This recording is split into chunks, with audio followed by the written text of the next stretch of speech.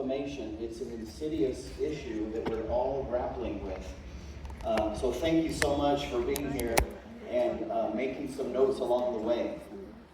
You know, this idea of inflammation is a worldwide phenomenon. This graphic represents that the research tells us that about 40% of all adults have already a diagnosed marker of inflammation in their blood. Most of those data are about CRP, or C-reactive protein. 60% of adults have already a pro-inflammatory diet that they're participating in daily. So this is a real issue. And this idea of inflammation reaches its fingers into all of these diseases. In fact, inflammation is one of the foundational drivers or exacerbators of all of the diseases that you can see here. Now, all of these, obviously, individually or in combination with each other, will ultimately feed into this idea of longevity. Who would like to have longevity? All right, I see over half of you would like longevity. That's great. I'm going to show you a few research articles. This is one that suggests that this idea of systemic inflammation is something that will control to a large degree the longevity that we are hoping for. So this is a scary thing. It's insidious and it's everywhere. Now, some folks in your family or in your circles of friends might ask you, well, what is inflammation? So I'm going to go through a couple of questions. You'll see them up here. We'll just go through the basics and sprinkle in a few, I think, good data points along the way. Now, inflammation is basically your body's way of protecting itself. Any type of a perceived threat would be met by this idea of inflammation. When inflammation is occurring, what happens at the molecular level is really small molecules called cytokines. These are little proteins that run around and cause inflammation to occur. These cytokines begin to be expressed, and we've all experienced this, thankfully. We're here because we've managed inflammation in the past. Let's imagine you have some type of an injury, and you trip and fall and skin your knee, for instance. In an acute sense, these cytokines go up, they help you correct the problem, and then of course they should go down back to baseline, to an asymptomatic level, you could say. But the inflammation I'm talking about today is what's considered chronic inflammation. This is where the trigger is fail to kind of address that trigger that's causing inflammation. And this could last for years or a lifetime. And this is what we need to be concerned about. So what is it that causes inflammation? Are you thinking of a few different causes? Well, can you imagine all the different things you could do on this cruise ship while we're here for a few days?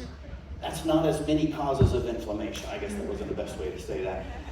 There are myriad causes of inflammation, lots of things. Injuries, infections, transplantation, lots of things. But the one that I'll focus on, which is a real prominent driver of inflammation, is this notion of insulin resistance. Now, everybody in the room has already a good college education level of understanding regarding insulin resistance because of the good and common and effective instruction by Dr. Ben, which you just heard from. Insulin resistance, if you look at just the words, essentially describes the notion that when insulin levels go up, your tissues start to resist that signal. They don't respond as well. So what causes high insulin when it goes off the charts is where our final kind of destination is for today, this molecule, glucose. When glucose levels go up, as you know, insulin levels will go up to try to bring it back down. As you resist that signal and insulin goes even higher, you're going to struggle bringing glucose to the normal level in your blood. So I'm hopeful that what you'll see is that glucose is the problem. Now, like we just heard from Dr. Ben, and we've heard from others, glucose is an important molecule. It does have a very important role in our bodies. It does serve its purpose. But what I'm talking about today is this elevated glucose. That's the bad guy. Now, when I think of glucose, I'm thinking of three different things. Will you guys make mental note of this? Three ideas that come to mind when I think of the role that glucose has. Let's do it. Number one, when you have glucose, what it does is it finds its way into a cell. That's my best attempt at drying the cell. This glucose molecule jumps into the cell and goes right to the mitochondria. As you know, the mitochondria is the place within the cell that does all the reactions to liberate energy from that fuel source, right? And it's doing a great job. It's doing it right now. Can you guys feel it? Thank you, mitochondria. It's doing its job wonderfully. But when you have a glucose spike, the problem is all that extra glucose, just as I've mentioned, rushes right into the mitochondria. In fact, overwhelms the mitochondria. They get tired. They can't deal with it. They don't really relate too well to high glucose levels. So reluctantly, what they'll do is they'll start to tire, and they'll start to wane, and they'll start to give up. In fact, as they start to shut down, they start to release small molecules known as free radicals. Have you guys heard of those before? Yeah. Free radicals are really, really small, but they have a massively huge impact on the body. When they bounce into your DNA, they'll change the sequence a bit and cause mutations. There comes cancer. If they bounce into membranes on the cell, they'll poke little holes into that membrane, destabilizing the cell, and it will eventually be destroyed. So you really want to guard against free radicals. All in favor? Yes. Excellent. So how do you do that? Well, the body knows that free radicals are so deleterious, so harmful, that it will induce the subject of the day, inflammation. So inflammation is going to go up when you have free radicals. Number two, any extra glucose that's floating around, whether it's outside the cell, like you can see here, or in the cell, will go through this process called glycation. And that is one of the most severe drivers of inflammation that rarely people know about. But now you guys are not like that. You know about glycation. Glycation is excess sugar that sticks to things. I have 7 kids, the youngest of which, 2 daughters, are ages 10 and 8. And they've got these little sticky fingers that just touch everything. That's glycation at work in our home. Anytime those girls touch something and get something sticky on it, that something is changed forever. At least in the glycation sense, it's changed. They're great. So that's glycation. Inflammation, bad. Glycation, not good. So I'm going to bring up the last thing, number 3. Number 3 is this process of storage. Now, your body is so awesome that it has this elegant system in place because it knows number 1 is bad, inflammation. It knows number 2 is not good, that's glycation. So this elegant system involves insulin. You'll release insulin so you could get rid of that driver of inflammation and glycation, the glucose, and you'll store it in places, hide it away in places so you don't have the problem. How does the body do it? Well, it stores it in your muscle cells and in your liver. And when those seemingly get full, by the way, the insulin has no other choice but to start hiding all that glucose. Remember, it doesn't like inflammation or glycation. It hides all the extra glucose in your fat cells, and you start to gain weight. In fact, when you gain weight, that is a protective mechanism against, I think, inflammation and glycation. So when I get home from the cruise and I evaluate my behavior, I'm going to say, thank you, body, for protecting me from inflammation and glycation and adding a few pounds. Maybe not. I'm going to try my best.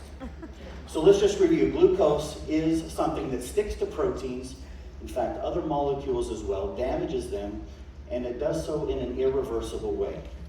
That's called glycation. It's happening everywhere in the body.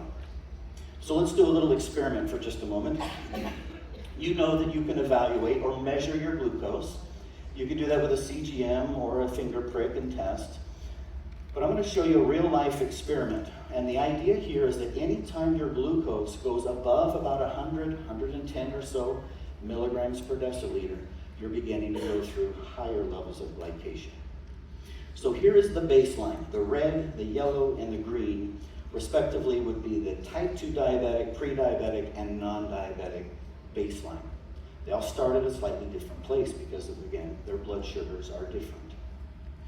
And what I'll show you is what happens to each of these individuals when they eat a bowl of oatmeal. And remember, we've been taught our whole lives that oatmeal is healthy. I'm going to show you what happens, and then I'm also going to show you what happens when you eat some pizza, a large piece of pizza. Now, of course, this experiment does not apply to cruise ships. I've already found the unlimited pizza place. So I want to show you something that it doesn't really apply to you back on the mainland. Is that fair enough? All right, here is maybe some of us, we can say non-diabetics, our blood sugar will go up to about 140, 150, or even up to 170 when you eat that pizza for a period of time. Remember, when you get above 110, glycation is happening. A pre-diabetic is much different. Again, you start a bit higher, and the peaks are also higher, 220, 250, somewhere like that.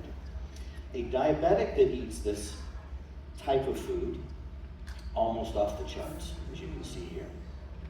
And the length of time when you're in that excursion is also much longer. Again, for the record, does not apply at sea.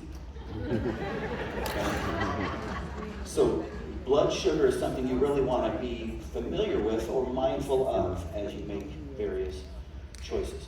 I like to think of this new rule we just made up called the blood glucose balance rule. If you were to imagine you're sitting at about 90, maybe 95 or so, and you eat some food, you come back and measure your blood, maybe 30 to 60 minutes later, you're about 100, 110 or so. I think that's okay. It's essentially the same, right? But if you're sitting at 90, 95, and you eat a bagel or a donut, has anyone ever done that before? What do those taste like? I know all too well. If you're sitting at 90, 95, and you eat a donut, you'll go up to 180 relatively quickly. You'll be glycating proteins as a non-diabetic to the same degree that a diabetic is for that period of time. Now, this isn't meant to be doom and gloom. I promise I'm going to give you some strategies or talk about some things to provide a solution. But I think most of you have some experience with glycation already. In fact, you're familiar with this big cell. It's a big red blood cell, my attempt of one. That's a red blood cell, and within the red blood cell is a famous protein called hemoglobin.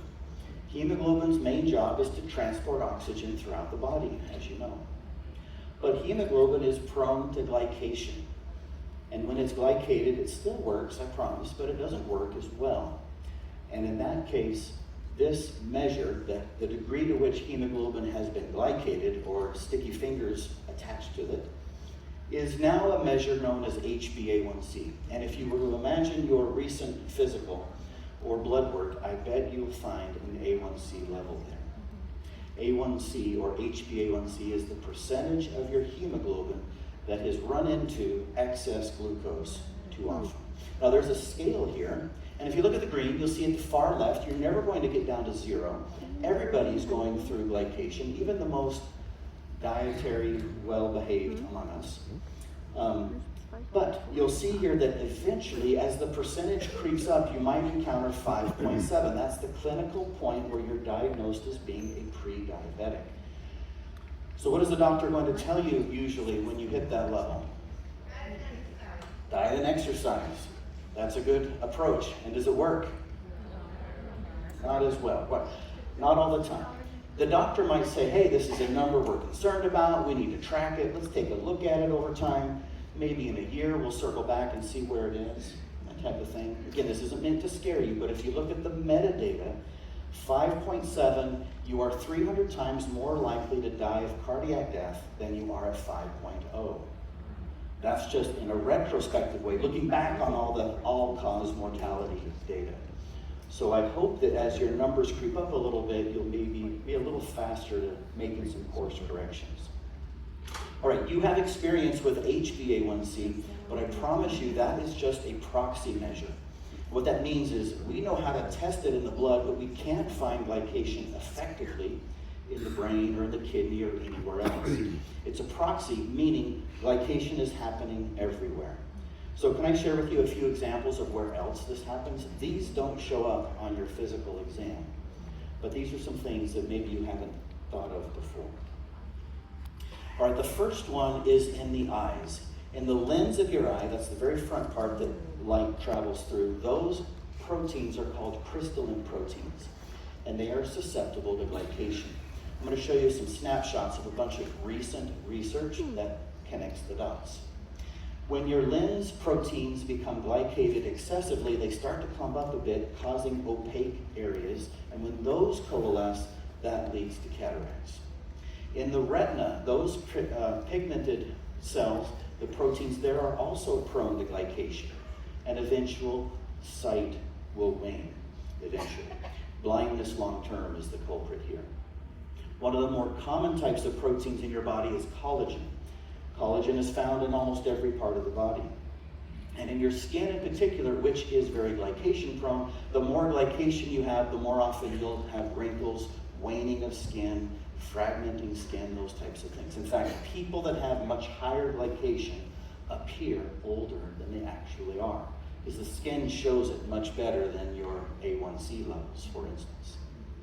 Same is true in bones. The same cartilage, or rather collagen in bones, becomes stiff and brittle when they're glycated. Bone on bone arthritis is the end goal. You're familiar with immunoglobulins. Another name for those are antibodies. Antibodies are very helpful. They help you guard against infections and other problems from bacteria and viruses. They keep you healthy. And these data show that, yes, when these are glycated, they still work. They're still doing their job, but they're not doing it as well. Your immunity wanes. And how that manifests itself is you're tired, rather you're ill more frequently and for longer periods of time. Again, the antibodies are still doing their job, but they're carrying around this big heavy backpack full of glycated proteins to do their job effectively. All right, here's the last one, I promise. This was my attempt of drawing an LDL particle. So when the doctor measures your LDL cholesterol, what he or she is trying to do is roughly estimate how many of these particles you have, LDL particles. It's an antiquated measure of pure cholesterol. It's not very accurate, and I think it's unreliable. But these small particles are especially glycation prone, these small LDL particles. So let's imagine when you eat something that's made of sugar, sugar, processed snacks, those types of things. Or amylopectin A, that's found in grains and those types of things. What you'll do is in the liver convert those into very small LDL particles, and the smallest of which are the most glycation prone. In fact, very small LDL particles are 8-fold more prone to glycation than the other larger sized ones. And these data suggest that this really is how heart disease is caused. Cardiac arrest, cardiac death is where these small LDL particles become very frequent. They are glycated, that's the first part of the word, glyco, and oxidized. So glyoxidized small LDL particles is the driver of coronary disease and death. Many are now appreciating. So we don't want glucose to feel bad, but it is the problem. It provides some wonderful things for us, but it also has this kind of insidious alternative story. The reason this is such a problem is that we constantly consume these.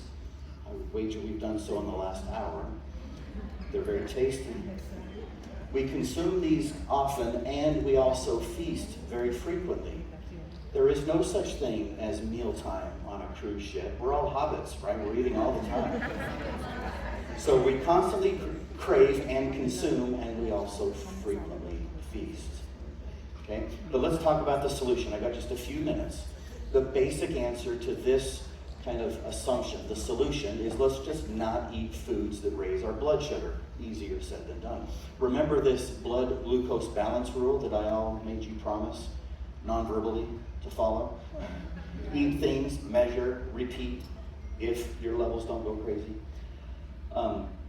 So let's just not eat those. That's an easy thing, but because all of those types of foods will raise your blood sugar, and the excess blood sugar can overwhelm mitochondria. It can also overwhelm this whole glycation scheme, leading to eventually a pro-inflammatory environment, impacting our longevity. So let's control carbs, and instead of feasting frequently, look for opportunities to fast. And we were taught so well, I know Dr. Nick somewhere in the back right there, we were taught so well yesterday, right, at this event about how to fast effectively. You don't need to be so militant about it that there's a particular period of time, but just skip a meal on occasion. Transition from hobbit life to human life. Maybe skip 2 meals if you're feeling it, right? If this idea of allowing your blood glucose to come down, allowing us to pull our foot off the insulin accelerator, I think there's benefit. Here's the final message. High glucose is a problem. You all are aware of that. Glucose will cause glycation, among other things. Glycation induces inflammation, but the opposite is also true. Inflammation provides a breeding ground for new glycation. And the final thing here is if you control glucose, you will lower glycation. I'll just end with this slide that the solution is out there. There are many ways in which you can do points 1 and 2. I love my relationship with Unicity because these products can do the same type of thing. When you use products like these, you have more ability, in my opinion, this is my personal testing of them, to control carbs a bit better and to have a more endurable, effective fast. So I think I'm going to end with that. Thank you all very much for your attention. We need a moment at the end.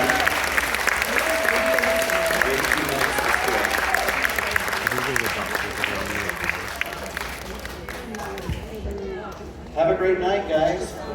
Sal, have you done anything else? Hey, thank you, Dr. Benjamin, Dr. Reynolds. Appreciate everyone coming out tonight. Enjoy the rest of the evening and Un teatro lleno de personas que ganamos este crucero, sus familiares y aprendiendo de ciencia de salud. Y es que no son unos suplementos, unos productos cualquiera, es buena ciencia, es good science, validado clínicamente, preclínicamente, con personalidades tan grandes como los que participaron en la convención de ayer. Y estas son las herramientas para batallar lo que es pues, el ambiente alimenticio hoy en día y las enfermedades, síntomas y condiciones que tristemente hemos normalizado dentro de familiares, amigos y demás. Así que gracias por ver este video y sigamos aprendiendo y sobre todo mejorando la salud de nosotros primero y cercanos y lejanos y de todo el mundo. Jesús te bendiga.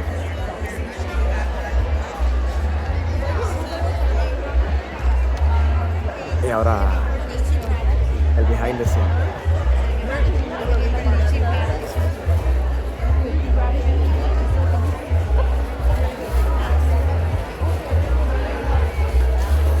O sea, esto está lleno de gente de Canadá,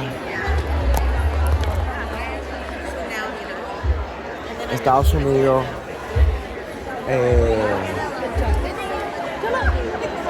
Dominicana, Londres. Ahí escuché gente que viene de Francia. Bueno, muchísima gente en verdad.